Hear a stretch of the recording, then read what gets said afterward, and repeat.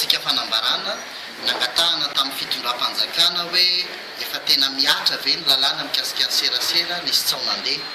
na eny vaovao isika tamin'ny televiziona malagasy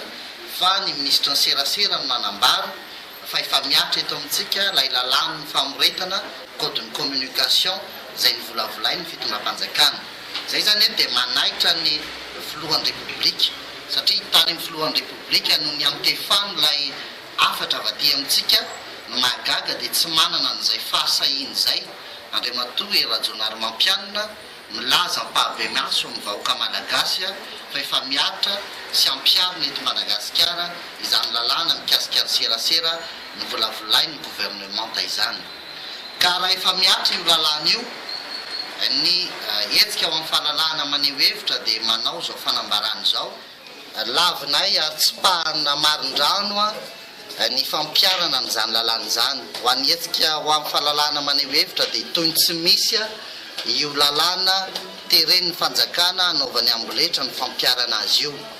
Manoloana an'izay dia vao maika ara hiamafy ny famoahana ny vaovao ilainy ny vahoaka malagasy eny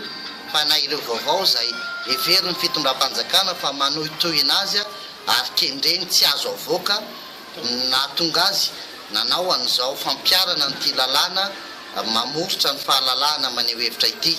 Miantso ny vahoaka malagasy rehetra fa indrindra ireo izay miombon-kevitra amin'ny zany fahalalahana maneho hevitra eto Madagasikara izany mba samy iambina n'izany fahalalahana izany satria zava-dehibe amintsika io fahalalahana maneho hevitra io ary isy ny hetsika lehibe izay ho tanterahantsika ho fametrahantsika teny amin'izay fanapahan-kevitra ho raisina manoloana nyity amboletra ataon'ny fitondram-panjakana ity.